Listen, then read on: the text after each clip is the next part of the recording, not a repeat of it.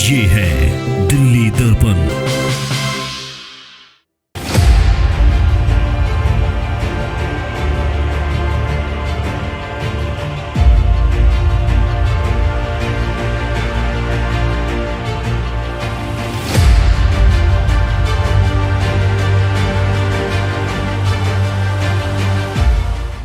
नमस्कार दोस्तों, दिल्ली दर्पण टीवी देख रहे हैं। आज लोकसभा चुनाव का बिगुल बजा हुआ है। पूरा देश मतदान कर रहा है आज दूसरे चरण के दौर का। और एक मतदान आज सिविक सेंटर में भी होना था। दिल्ली नगर निगम में मेयर का चुनाव आज होना था, लेकिन आज वो रद्द हो गया। वो अब चुनाव नहीं हो रहा है। जो तस्वीरें आप लगभग काफी महीनों से देख रहे हैं कि दिल्ली में जो आम आदमी पार्टी की सरकार है, उसके कई मंत्री जेल में है, खुद मुख्यमंत्री जेल में है। कामकाज किस स्तर तक बाधित हो रहा है, आम जनता को कितना नुकसान हो रहा है, और इसके साथ साथ अब दिल्ली नगर निगम भी कितना काम कर पाएगा, ये भी आपके सामने है कि अब कितने टाइम हो गया, लगभग 1.25 साल से ज्यादा का समय हो गया। स्टैंडिंग कमेटी का चुनाव हुआ नहीं है और अब मेयर भी जो चुनाव होना था वो आज स्थगित हो गया। क्या असर इस चुनाव पे पड़ेगा और कितना ये जो स्थिति बन गई है इसके लिए जिम्मेदार और जवाबदेही किसकी है, इस सब पर हम बात करेंगे, लगातार बात करेंगे। इसको ध्यान में रखते हुए हम आज से एक नई सीरीज शुरू कर रहे हैं, आपकी बात, आम आदमी पार्टी की बात विकास के साथ। तो मेरे साथ हैं विकास गोयल, जो पहले नगर निगम था उसमें नेता विपक्ष भी रहे हैं, निगम पार्षद भी रहे हैं, पार्टी के प्रवक्ता भी हैं। तो जो आम आदमी पार्टी में जो तमाम जो बड़े मुद्दे हैं जिनको लेकर के सवाल जवाब होते रहते हैं, उन सवाल जवाब मैं इनसे भी लेने की कोशिश करूंगा। हर हफ्ते हम आम आदमी पार्टी की बात, आपकी बात विकास के साथ इस कार्यक्रम के तहत आपसे मुलाकात करेंगे। तो आज का जो मुद्दा है वो जो नगर निगम मेयर चुनाव जो टल गया है उस पर हम बात कर रहे हैं। विकास जी, क्या कोई संवैधानिक दिक्कतें थी जिसकी वजह से टल गया, या फिर ये वही जो आप लोग आरोप लगा रहे हैं कि भाई तानाशाही है? देखिए, भारतीय जनता पार्टी सरेआम लोकतंत्र और संविधान की धज्जियां उड़ा रही है। अभी आपने कुछ दिन पहले देखा कि चंडीगढ़ में क्या हुआ। चंडीगढ़ में सरेआम इनके पीठासीन अधिकारी ने कैमरे के सामने वोटों की चोरी की। वोटों को चोरी करके भारतीय जनता पार्टी के प्रत्याशी को मेयर घोषित कर दिया, और वो सब चीज़ें कैमरे में रिकॉर्ड हुई। पूरे देश ने देखा किस तरह इन्होंने कैमरे में वोटों की चोरी की। उसके बाद माननीय सुप्रीम कोर्ट के दखल से संविधान की रक्षा हुई, संविधान का बचाव हुआ, और फिर इंडिया गठबंधन के कैंडिडेट को मेयर घोषित किया गया। अभी 2-3 दिन पहले आपने सूरत में देखा कि किस तरह कांग्रेस के प्रत्याशी को डरा के धमका कर उसका पर्चा वापस करवाया गया, उसका पर्चा खारिज किया गया, और भारतीय जनता पार्टी के कैंडिडेट को निर्विरोध सांसद घोषित कर दिया गया। तो आज भारतीय जनता पार्टी इस चीज में लगी हुई है कि या तो चुनाव होना, जहां पर उनको डर लग रहा है कि वो चुनाव हार रहे हैं तो वहां पर चुनाव ही ना होने दें, या फिर डरा के धमका के खरीद के कैसे भी करके चुनाव जीतें और अपनी सरकार बनाएं। आप देख रहे हो कि बीजेपी के खुद के कैंडिडेट आज जो लोकसभा चुनाव प्रचार हो रहा है, वो जगह जगह खुद कह रहे हैं कि हमें 400 सीट दो क्योंकि हमने संविधान बदलना है। अभी हमारे पास जितनी सीटें थी उसमें हम जितना अत्याचार कर सकते थे हमने किया, जितनी तानाशाही हम कर सकते थे उतनी हमने की, जितना संविधान का मजाक उड़ा सकते थे हमने किया। अब आप हमें 400 सीटें दीजिए ताकि हम संविधान ही बदल दें। तो उनके खुद के कैंडिडेट ये कह रहे हैं। ये तो संविधान बदलने की बात करें तो संविधान बदलने से पहले ही संविधान की हत्या की इन्होंने, जो आज एमसीडी के चुनाव को जिस तरह टाला। पिछली बार भी आपने देखा कि 15 साल में जो भारतीय जनता पार्टी का शासन था उससे दुखी होकर, उससे त्रस्त होकर दिल्ली की जनता ने आम आदमी पार्टी को क्लियर मेजोरिटी दी, और उन्होंने जनादेश दिया कि अरविंद केजरीवाल जी के नेतृत्व में आम आदमी पार्टी एमसीडी की सरकार चलाई। लेकिन उसके बाद क्या हुआ, आप सबने देखा, मीडिया ने देखा, देश की जनता मैं तो कह रहा हूँ ये सब चीजें हैं। मैं तो ये कह रहा हूँ कि अब जब चुनाव रद्द हुआ है तो क्या आम आदमी पार्टी क्या कह रही है, कहाँ दिक्कत थी? क्या सचमुच में कोई संवैधानिक दिक्कत थी, जैसा कि एलजी साहब कह रहे हैं कि जब तक मुख्यमंत्री के साथ फाइल पास होकर के नहीं आ जाती तब तक पीठासीन अधिकारी की नियुक्ति नहीं हो सकती? नहीं, मैं वही आपको बता रहा हूँ कि पिछले हाउस में क्या हुआ कि यही एलजी साहब थे जो आज कह रहे हैं कि सीएम की सलाह के बिना नहीं हो सकता। पिछली हाउस में क्या हुआ, सीएम साहब ने नाम किसका भेजा था? जो सीनियर मोस्ट थे मुकेश गोयल जी। जो परंपरा रही है कि जो सीनियर मोस्ट पार्षद होता है उसको पीठासीन अधिकारी बनाया जाता है, क्या एलजी ने उसको बनाया? एलजी ने नहीं बनाया। एलजी ने बीजेपी के पार्षद सत्या शर्मा को बनाया। उसके बाद जो 10 नॉमिनेटेड मेंबर जो सीएम की सलाह पर बनते हैं, दिल्ली सरकार बनाती है, संविधान में लिखा हुआ है, हमेशा की परंपरा रही है, एलजी ने माना, सीएम साहब की नहीं मानी, उन्होंने अपनी मर्जी से भारतीय जनता पार्टी के 10 कार्यकर्ताओं को बना दिया। वो मामला अभी भी कोर्ट में चल रहा है। उसके बाद क्या हुआ, जो आज तक संविधान में कहीं नहीं लिखा हुआ, 10 नॉमिनेटेड मेंबर से वोट डलवाने की कोशिश की गई, उसमें इन्होंने सीएम साहब से पूछा। जब कोर्ट ने रोक लगाई तो उनके वोट कैंसिल हुए, तब जाके आम आदमी पार्टी का मेयर बना। तो ये जो एलजी साहब बार बार कह रहे हैं कि सीएम साहब ने, तो सीएम साहब की कौन सी सलाह उन्होंने मानी? जब 10 नॉमिनेटेड मेंबर बनाए, क्या सीएम साहब की सलाह ली उन्होंने? जब पीठासीन अधिकारी सत्या शर्मा को बनाया, क्या उन्होंने सीएम साहब की सलाह ली? और अब की बार तो आप देखिए, यूडी मिनिस्टर के पास ये फाइल नहीं भेजी, सीएम साहब के पास तो फाइल भेजने की बात की है। यूडी मिनिस्टर जो सौरभ भारद्वाज जी हैं, उनके पास ही फाइल नहीं गई। जो एक टेक्निकल जो एक चरण है कि पहले निगम चीफ कमिश्नर को भेजता है, कमिश्नर यूडी सेक्रेटरी को भेजता है, यूडी सेक्रेटरी चीफ सेक्रेटरी को भेजता है, चीफ सेक्रेटरी यूडी मिनिस्टर को भेजता है, या तो यूडी मिनिस्टर को पूरी सरकार को ही बाईपास कर दिया। चीफ सेक्रेटरी ने सीधा एलजी साहब को भेज दी। और कल बिल्कुल लास्ट तक ये 5-6 दिन पूरी कोशिश की इन्होंने आम आदमी पार्टी के पार्षदों को तोड़ने की, डराने की, धमकाने की, किस तरह सरकार बन जाए। लेकिन जब उनको लगा कि हार रहे हैं तो कल 5 एलजी साहब ने ऑर्डर निकाल दिया कि चुनाव नहीं होंगे। और आप देखिए कि 5 साल में जो तीसरा साल होता है, नहीं, इस तरह की कोई सूचनाएं तो आई नहीं कि किसी पार्षद को डराने की, धमकाने की कोशिश की हो, कोई लालच दिया हो। क्योंकि इतने बड़े स्तर पर जितने उनको निगम पार्षद चाहिए, मुझे मेरे ख्याल से 30-35 के बीच में उनके काउंसलर चाहिए। अगर इतने बड़े पैमाने पर तोड़-फोड़ की कोशिशें होती तो कुछ खबरें बाहर तो आती। तो क्या कारण है भारतीय जनता पार्टी चुनाव लड़ रही है? जब भारतीय जनता पार्टी को पता है कि आम आदमी पार्टी के पास 163 वोट हैं, उनके पास सिर्फ 110 वोट हैं, तो क्यों चुनाव लड़ रही है? क्यों पर्चा भर रही है? क्यों वो उनका नहीं, क्यों उनका हर प्रवक्ता, उनका बड़े से बड़ा नेता टीवी पे आकर दावा कर रहा है कि मेयर हमारा बनेगा? देश की सबसे बड़ी लोकतांत्रिक पार्टी है, अपने आप को चुनाव से दूर कैसे रख सकती है? और फिर जहाँ तक बात निगम पार्षद की है, देखिए दल बदल कानून इसमें लागू होता नहीं है। तो एक उम्मीद रहती है कि शायद कोई अंतरात्मा की आवाज़ से कोई वोट दे।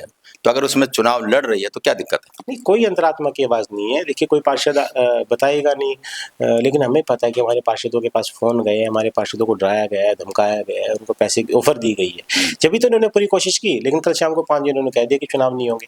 और सबसे हैरानी की बात यह है कि 5 साल में 1 साल, जो तीसरा साल है, दलित समाज के बेटे या बेटी के लिए रिजर्व होता है।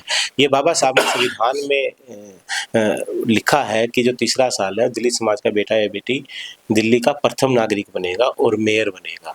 और भारतीय जनता पार्टी ने कल इस चुनाव को टाल के पूरे दलित समाज का अपमान किया है। भारतीय जनता पार्टी ने दिखाया है कि वो दलित विरोधी पार्टी है। जब आज एक दलित समाज के बेटे को मेयर के कुर्सी पर बैठना था, एक दलित समाज के बेटे को दिल्ली का प्रथम नागरिक बनना था, इन्होंने चुनाव को टालकर पूरे दलित समाज का अपमान किया। और इन्होंने दिखाया कि हर साल एक व्यवस्था है कि तीसरा जो कार्यकाल होता है वो आरक्षित वर्ग के लिए होता है। जब बीजेपी की सत्ता थी एमसीडी में, तब भी दलित समाज का बनता ही था इसमें। तो ये इसमें दलित और ये कहाँ से आ गया? ये ठीक है कि चुनाव होना चाहिए था, एलजी साहब ने टाल दिए, आप उस पर तो एतराज़ कर सकते हैं, लेकिन यहाँ भी आप ये कहें कि नहीं, सिर्फ दलित का जो बेटा है वो मेयर बनना था इसलिए टाल दिया।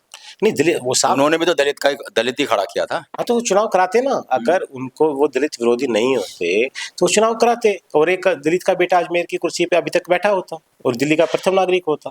लेकिन जो पिछले कुछ टाइम से आप देख रहे हो, जिस तरह मोदी भी चुनावी भाषण दे रहे हैं, भारतीय जनता पार्टी के लोग कह रहे हैं, ये साफ साफ कह रहे हैं हम संविधान को बदलेंगे।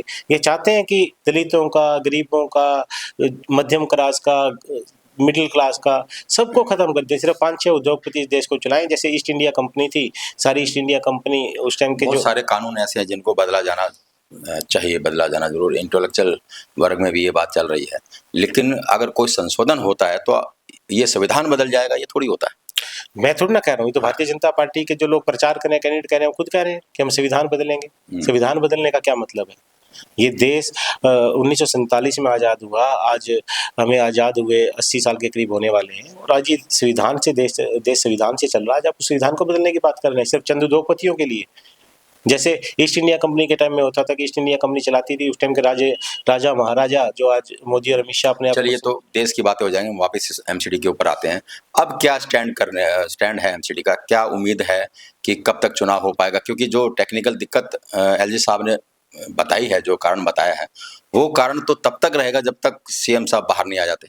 देखिए, मैं यहाँ पर एलजी साहब को खुला चैलेंज देता हूँ। पिछले 1.5 महीने से लगभग सीएम साहब जुडिशरी कस्टडी में हैं। इस 1.5 महीने में बहुत सी फाइलें ऐसी है जो डायरेक्ट मिनिस्टर ने एलजी साहब को भेजी है और फाइल पास हुई है। जो एलजी साहब ये बहाना बना रहे हैं, साफ-साफ झूठा बहाना बना रहे हैं, और फाइलें बहुत सी मिनिस्टर्स ने डायरेक्ट एलजी साहब को भेजी हैं और वो फाइलें पास हुई हैं। तो ये बिल्कुल झूठा बहाना है, पहली बात। दूसरी बात, जो आम आदमी पार्टी आज जो मेयर चुनाव कैंसिल हुए, आम आदमी पार्टी इस मुद्दे को घर घर तक लेकर जाएगी, दिल्ली की गलियों में लेके जाएगी, और हम इस पे कानूनी सलाह भी ले रहे हैं कि क्या हम सुप्रीम कोर्ट में जा सकते हैं और वहाँ से हमें कोई मदद मिल सकती है। हम एक जो दलित समाज का अपमान हुआ है, और हम एक दलित के बेटे के हक को छीनने नहीं देंगे, क्योंकि 1 साल दलित के बेटे के लिए रिजर्व है। तो अगर ये इलेक्शन नहीं होंगे तो उस हक से वो वंचित रहेगा, तो हम ये हक उसका छीनने नहीं देंगे। और आम आदमी पार्टी इसके लिए पूरा संघर्ष करेगी, सड़क पर भी संघर्ष करेगी और माननीय कोर्ट में भी इस मदद लेगी। चलिए, तो अब थोड़ा सा मैं ये भी जान लूं, क्योंकि हम कह रहे हैं कि आपकी बात विकास के साथ, आपसे मेरा मतलब आम आदमी पार्टी की बात है। कितना सफ़र करेगा वो, अगर एमसीडी के जो मौजूदा हालत है उसको ध्यान में रखते हुए? अब दिल्ली सरकार के जो मंत्री हैं, मुख्यमंत्री हैं, जेल में हैं, दिल्ली सरकार का भी काम का सफ़र हो रहा होगा।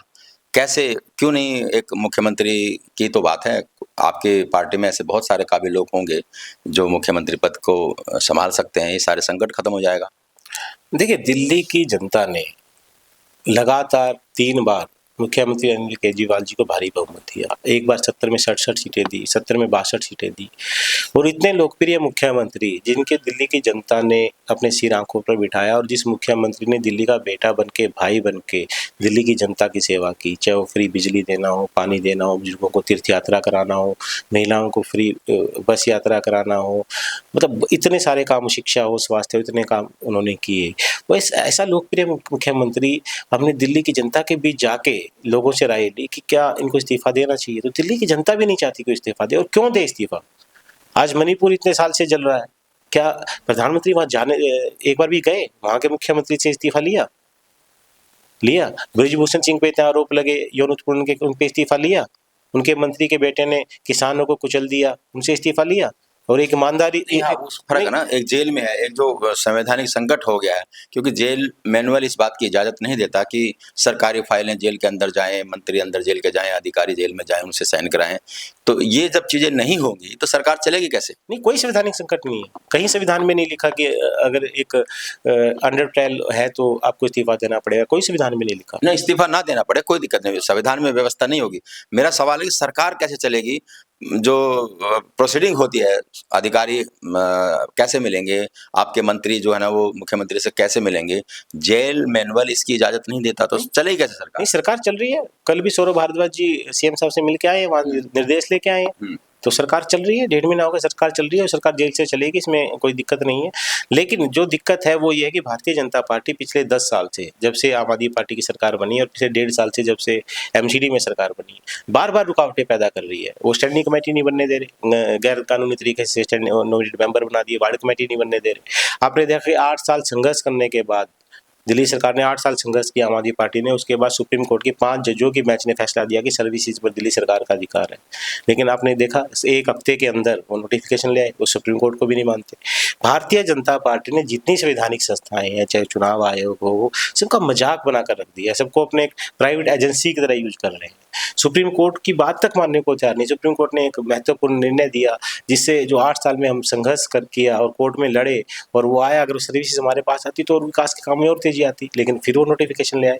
तो ये साफ दिखाता है कि दिल्ली की जनता ने जो जनादेश अरविंद केजरीवाल जी को दिया है, दिल्ली सरकार में दिया है, एमसीडी में दिया है, भारतीय जनता पार्टी उन कामों में रुकावट डालना चाहती है। कि दिल्ली की जनता ने जो प्यार अरविंद जी को दिया, अरविंद जी जो काम कर रहे हैं, उनके कामों से घबरा कर, उनकी लोकप्रियता से घबरा कर सारे कामों को रोकना चाहती है, चाहे वो अधिकारियों के माध्यम से हो, चाहे एलजी के माध्यम से हो, चाहे ईडी के माध्यम से हो, चाहे सीबीआई के माध्यम से हो। तो आपको लगता है कि अब जो आप बता रहे हैं, एलिगेशन लगा रहे हैं, मामला जनता की अदालत में भी है, और आप भी लोग घर घर जाएंगे, इस चीज़ को बताएंगे, तो जो भी जनादेश आएगा, क्या जनता का मूड माना जाएगा?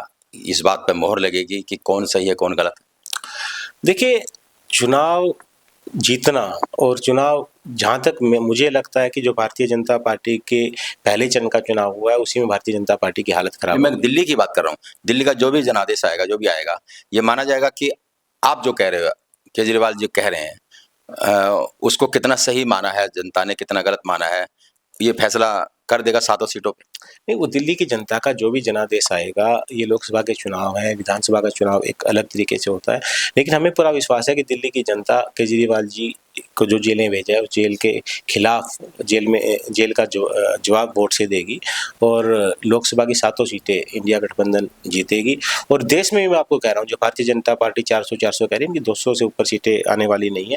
और फर्स्ट चुनाव के बाद जो पहले चरण का चुनाव हुआ, उसी में भारतीय जनता पार्टी की हालत खराब है। आप देख रहे हैं प्रधानमंत्री जी कैसे बौखला कर उल्टे सीधे बयान दे रहे हैं, अमित शाह जी कैसे उल्टे सीधे बयान दे रहे हैं, तो इनकी हालत खराब है। इनकी 200 सीटें भी नहीं आने वाली, इंडिया अलायंस की सरकार बनने जा रही है।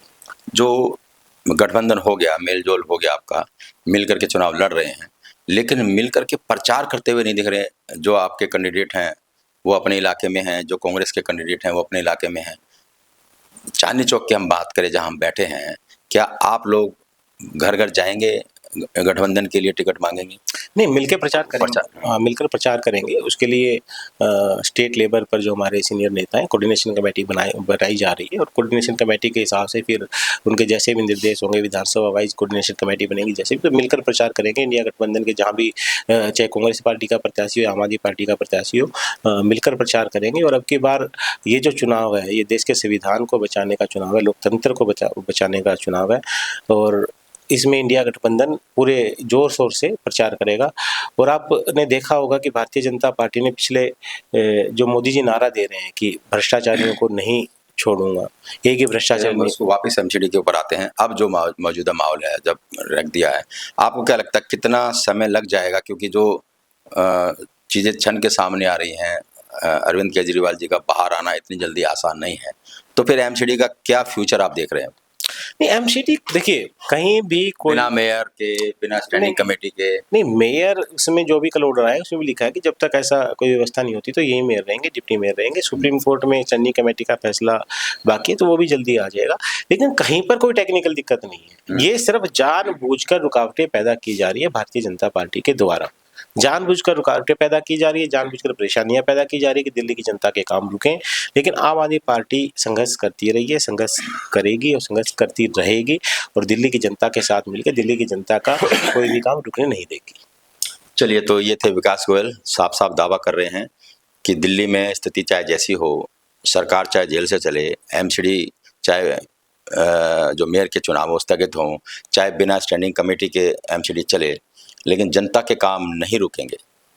इसका कितना क्या असर होता है, इसकी भी जानकारी हम अलग से अपने रिपोर्ट में देते रहेंगे और साथ साथ लगातार नियमित रूप से हम आपके सामने आपकी बात करेंगे, आम आदमी पार्टी की बात करेंगे, आपकी बात विकास के साथ। तो देखते रहिए दिल्ली दर्पण टीवी। लेटेस्ट खबरों के लिए सब्सक्राइब करें हमारा यूट्यूब चैनल या फिर लॉग ऑन करें www.delhidarpantv.com। खबरों की कवरेज और विज्ञापनों के लिए संपर्क करें।